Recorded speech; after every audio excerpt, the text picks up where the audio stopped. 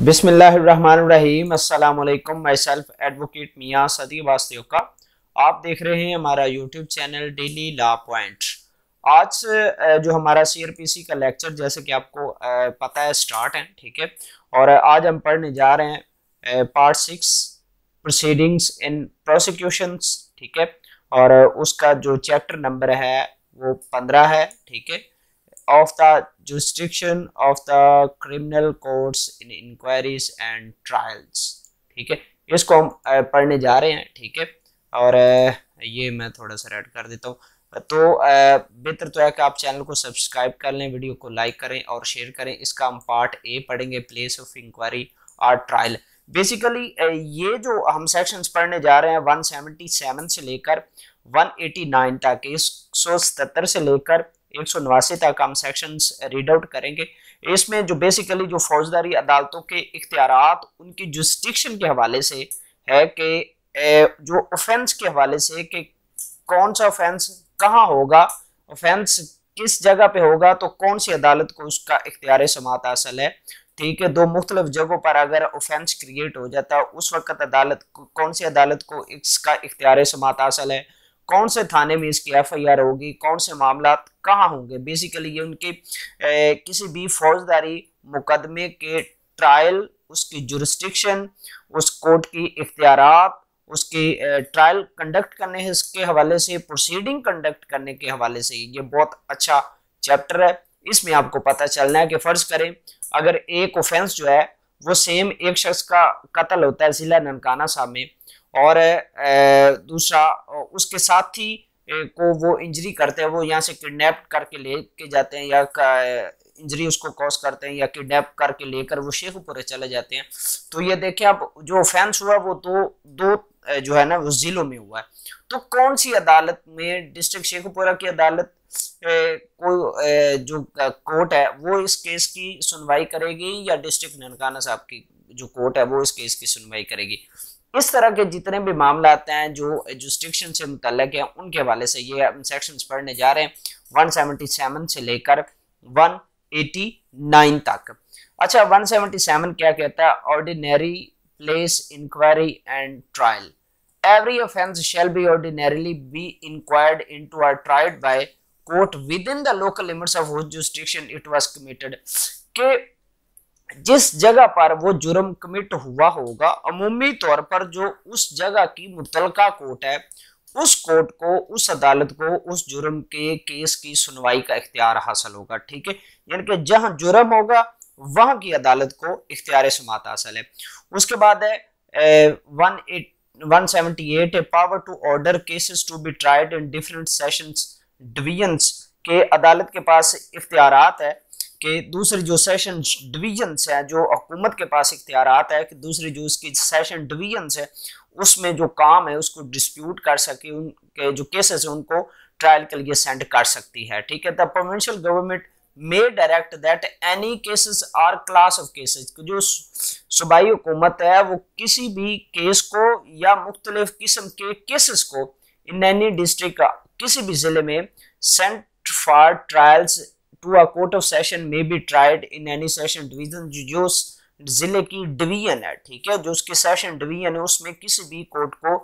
के पास भेज सकती है कि आप इस केस की समाप्त करें, ठीक है। उसके बाद इसकी जो प्रोवाइजो है, provided that any such direction is not repugnant to any direction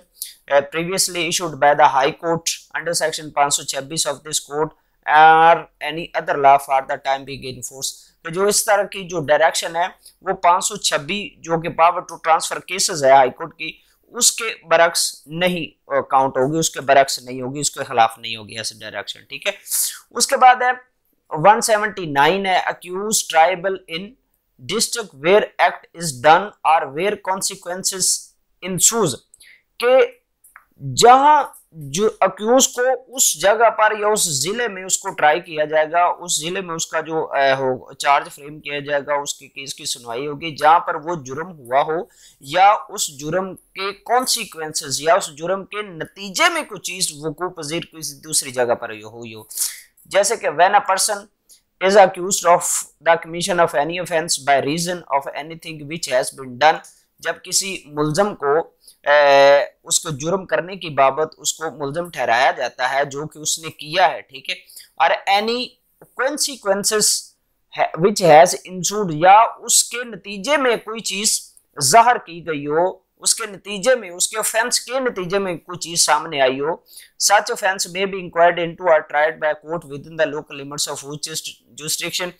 any such thing has been done or any such consequences has ensued। तो वो दोनों अदालतें जो है उनको इख्तियार समाअत हासिल होगा। जहां पर वो जुर्म हुआ उस अदालत को भी इख्तियार समाअत हासिल हुआ है, जहां उस जुर्म के नतीजे में कुछ चीज सामने आई है वहां पर भी उस अदालत को भी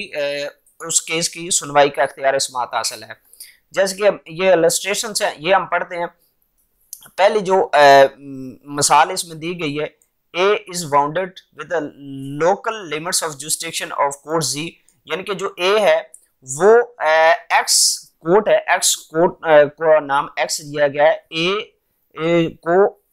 जो कोर्ट X है उसकी हदूद में जख्मी किया जाता है, and dies within the local limits of jurisdiction of Z, और वो Z की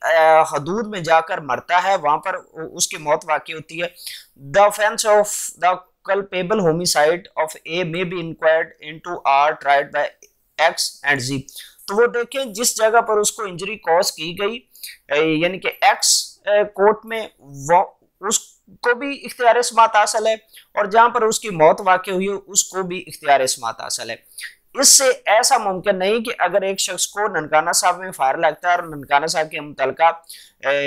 हॉस्पिटल में उसको इलाज के लिए ले जाया जाता है और वहां से उसको रेफर कर दिया जाता है for the purpose of treatment, तो वो फैसलाबाद जाकर या शेखपुरा जाकर दम तोड़ देता है, तो वहां पर फैसलाबाद या शेखपुरा की कोर्ट को इख्तियार समाअत हासिल होगा। नहीं, ऐसा नहीं। जब इन सीरीज ऑफ ऑफेंस, यानी कि एक शख्स को उन्होंने जिला ननकाना में उन्होंने जख्मी किया, जख्मी करने के बाद वो खुद उसे ले गए डिस्ट्रिक्ट शेखपुरा, वहां पर जाकर उन्होंने उसको मार दिया, या वहां पर रास्ते में उसको मारकर वहां पर उसकी लाश फेंक दी। तो इस तरह से दोनों जिलों की जो अदालतें हैं, दोनों जिलों के जो थाने हैं, उनमें किसी एक में कार्रवाई हो सकती है, किसी एक कोर्ट को इख्तियार समाअत हासिल है। वो ननकाना साहब की भी हो सकती है, वो शेखपुरा की भी हो सकती है। उम्मीद है आपको पता तो चल गया होगा। उसके बाद ए को जख्मी किया जाता है एक्स अदालत एक्स की हदूद में, ठीक है, और उसके बाद during 10 days within the local limits of jurisdiction of Y, और उसके बाद वो 10 दिन तक कोर्ट वाई की हदूद में रहता है, फिर वो 10 दिन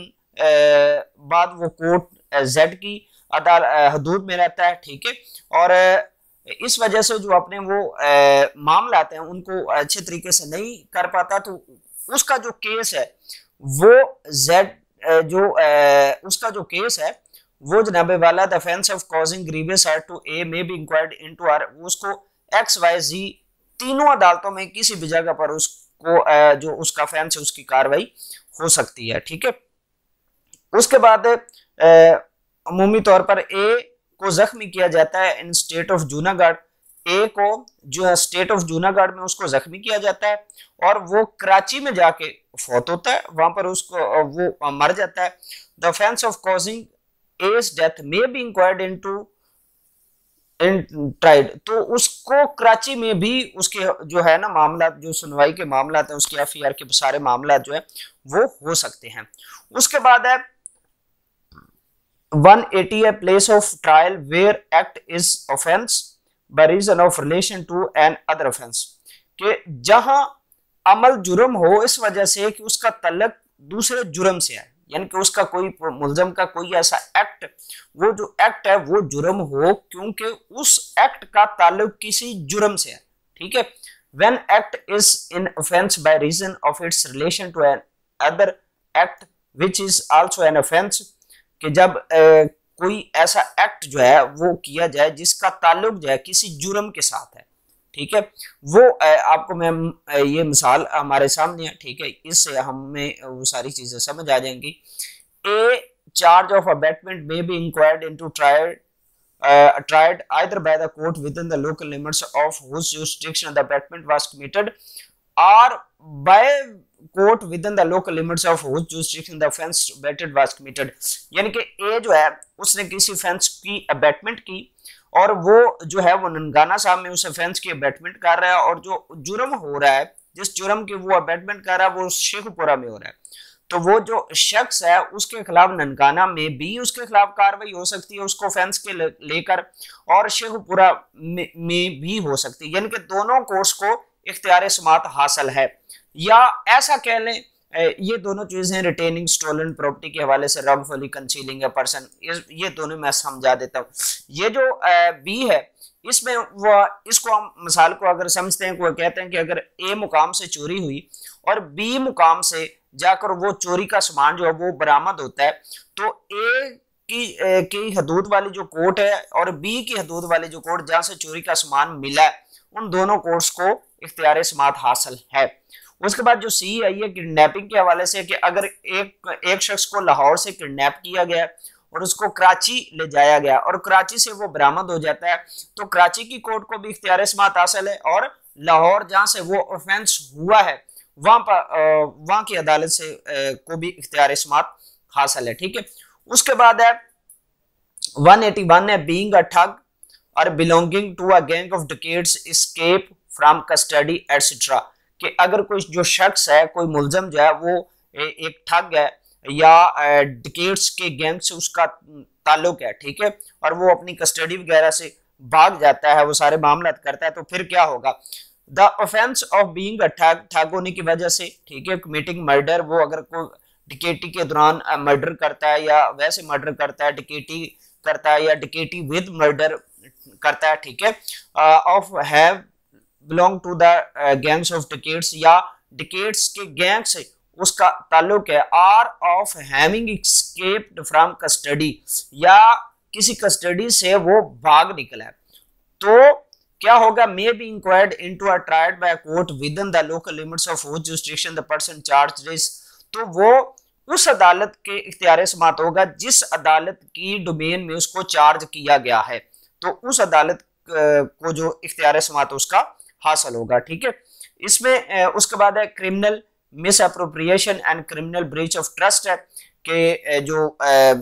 तसर्रुफ बेजा मुजरमाना और एक क्रिमिनल ब्रीच ऑफ ट्रस्ट के खयानत मुजरमाना। ठीक है,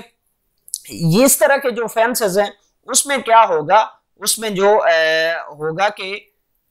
may be inquired into or tried by court within the local limits of whose jurisdiction any part of the property which is the subject of the offence was received, retained by the accused person or the offence was committed। तो जो miss appropriation या criminal breach of trust में जो property use होती है या जो subject matter use होता है, वो जिस जगह पर रिसीव हुआ, जिस जगह से बरामद हुआ, जिस जगह पर रखा गया, जिस जगह से वो रिसीव हुआ, उन सारी अदालतों के पास इख्तियारात समात हासिल है, या जिस जगह पर वो जुर्म हुआ, वो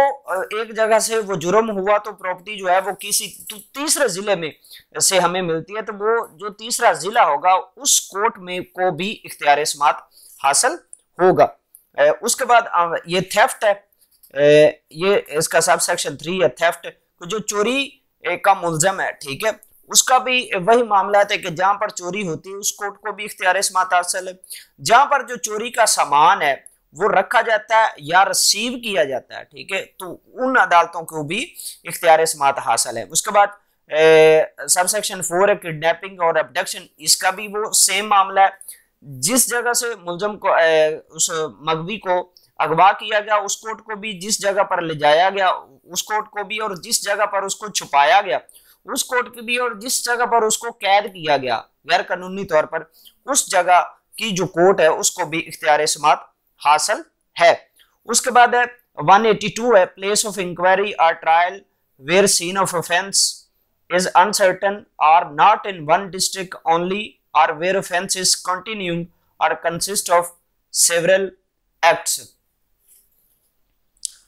प्लेस ऑफ इंक्वायरी के हवाले से है कि मुख्तलिफ अगर सीरीज ऑफ जो है वो ऑफेंस कमिट होती है और ये चीज गैर यकीनी तौर पर हो कि जुर्म कहाँ हुआ है, ये यानी कि बेसिक जुर्म स्टार्ट कहाँ से हुआ है या जुर्म कहाँ हुआ, इस हवाले से गैर यकीनी मामला, तो इस हवाले से हमें यकीन ना हो, फिर क्या होगा? कहता है when it is uncertain in which of the several local areas an offence was committed, कि जब ये हमारे पास हमें यकीन ना हो कि ये जुर्म जो है या ये मुख्तलिफ एरिया से होता हुआ किस जगह पर ये कमिट हुआ है। फिर क्या होगा, या where an offence is committed partly in one local area और पार्टली इन अदर, जब जो जुर्म है उसका कुछ हिस्सा एक जिला में जो है वो हुआ हो और कुछ हिस्सा उस जुर्म का जो कुछ हिस्सा है वो किसी दूसरी जगह पर वकूअ पजीर हुआ। फिर या where an offence is continuing one, जहां पर जो जुर्म है वो कंटिन्यूसली मुतवातर तौर पर जारी हो और continuously to be continued in more local areas than one, और वो जारी होता हुआ एक जिले से दूसरी जगह, तीसरी जगह से चौथी जगह तक, इस तरह से वो सर्कल करे, वो चक्कर लगाए जुर्म, ठीक है। या where it is consists of several done in different local areas, it may be inquired into or tried by a court having jurisdiction over any of such local area। तो वो कहता है कि उस जुर्म की जो सुनवाई है, उस जुर्म के हवाले से जो कॉग्निजेंस है, वो किसी भी जिस जगह से वो जुर्म जो है वो जर्नी करेगा, सफर करेगा, उस कोर्ट को इख्तियार समाअत हासिल है और उस जुर्म के बाबत वहां की जो कोर्ट है वो इख्तियार समाअत हासिल कर सकती है, उसके वो कार्रवाई कर सकती है। उसके बाद है 183 है, sorry, offence committed on a journey, जब जो जुर्म है वो सफर के दौरान अगर कोई जुर्म वकूअ पजीर होता है, ठीक है, तो फिर क्या होगा, किसी भी सफर में, वो खुश्की का सफर है, वो बरी सफर है, वो बहरी सफर है, वो किसी भी किस्म का सफर हो, ठीक है, तो फिर क्या होगा, वो कहते हैं he may be inquired into or tried by court through or into the local limits of whose jurisdiction the offender or the person against whom or the thing in respect of which the offense was committed passed in the course of the journey or voyage। तो सफर के दौरान जहां जहां से वो मुलजम जो है वो गुजरेगा या जहां जहां उस ऑफेंस की मुतलका चीजें जो हैं वो सामने आएंगी, वो वकूअ पजीर होंगी या वो चीजें मिलेंगी, तो उन जगह पर जो उसके खिलाफ कार्रवाई हो सकती है किसी एक जगह पर, यानी कि सेम एक इकट्ठी नहीं हो सकती, तो उस एक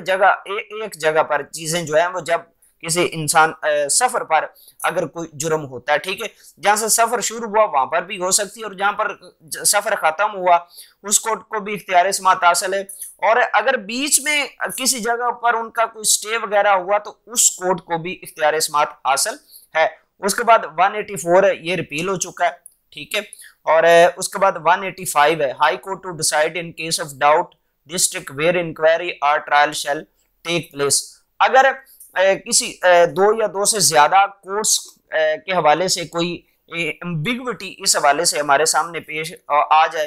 कि ये दोनों कोर्ट्स हैं, दोनों कोर्ट्स में से कोई डिसाइड ना हो पा रहा हो कि कौन सी जो कोर्ट है उसको इख्तियार समाअत हासिल है, तो इस तरह का जो मैटर होगा वो हाई कोर्ट को रेफर कर दिया जाएगा और इस चीज का फैसला जो है it shall be decided by the high court. तो इसका जो फैसला है वो हाई कोर्ट जो है वो इसका फैसला करेगी, ठीक है। उसके बाद है 186 है, पावर टू इशू समन्स और warrants of offence committed beyond local jurisdiction magistrates procedure on arrest, कि जो मजिस्ट्रेट के पास ये इख्तियार समाअत हासिल है कि जो भी उसके इस हवाले से अगर किसी को उसने अरेस्ट वारंट जारी करना है या किया है वो सारे मामला वो कर सकता है जुरिसडिक्शन के हवाले से, ठीक है। तो ये कहता है magistrate first class sees reasons to believe that any person within local limits of his jurisdiction has committed without such limits whether without within Pakistan an offence which cannot under the provision of sections 177 to 184 both inclusive or any other law for the time being in force be inquired into or tried within such local limits, but under some law for the time being in force tribal in Pakistan, such magistrate may inquired into the offence as if it has been committed within such local limits and compel such person in manner hereinafter provided to appear before him। तो जो court है जब किसी ऐसा jurisdiction का मामला बनते हैं तो कोर्ट के सामने इस तरह की चीजें आती हैं, ठीक है, तो वो जो कोर्ट है कंसर्न्ड पर्संस को नोटिस जारी कर सकती है कि आप इस हवाले से आप हमारे सामने पेश हों, ठीक है। send such person to the magistrates having jurisdiction to inquire into or try such offense, तो वो उस मुलजम को उस मुतलका मजिस्ट्रेट के पास भेज सकती है, ठीक है। And if such offence is bailable, अगर वो जो जुर्म है वो बेलेबल है तो उसको वो बेल पर रिहा भी कर सकती है, उसको मुचलका लेकर उसको रिहा कर सकती है और उसको डायरेक्शन दे सकती है कि आपने फला जो है ना वो कोर्ट में फला टाइम पर आपने उसके सामने कोर्ट के सामने जो पेश होना है। लेकिन जहां पर जो जुरिस्डिक्शन का इशू आ जाए कि जहां पर ये पता चल रहा हो कि ये दो या दो से ज्यादा जो मजिस्ट्रेट हैं उस चीज को क्लेम करें और वो सेटिस्फाइड ना कर पा रहे हूं कि कौन सी कोर्ट कौन सा मजिस्ट्रेट जो है वो इस चीज को सुनेगा, तो फिर वो जो मामला आते हैं वो पहले की तरह the case shall be reported for the orders of the high court, तो हाई कोर्ट को मामला ट्रांसफर कर दिए जाएंगे, ठीक है। उसके बाद 187 है, 187 procedure where warrant issued by subordinate magistrate के उन जो चीजें हैं जब जो मजिस्ट्रेट है वो समन जारी करता है या उसका सबऑर्डिनेट जो है वो समन जारी करता है, ठीक है, और उसके तहत उसकी गिरफ्तारी आ जाती है, तो फिर क्या होगा? The magistrate issuing the warrant shall send the arrested person to the session जज, और उस बंदे को अगर गिरफ्तार करके लाया जाए मजिस्ट्रेट के पास, तो वो जो मजिस्ट्रेट है वो मुतलका सेशन जज साहब के पास उस कंसर्न्ड आदमी को पेश कर देगा, ठीक है। उसके अलावा क्या कर सकता है? उसके अलावा the arrested person shall be delivered to the police officer executing such warrant and shall be sent to the magistrate by whom such warrant were issued, तो वो उस मुलजम को मुतलका पुलिस ऑफिसर के पास भी उसको भी भेजा जा सकता है जिसने उस वारंट की एग्जीक्यूशन करवानी है, ताकि उसको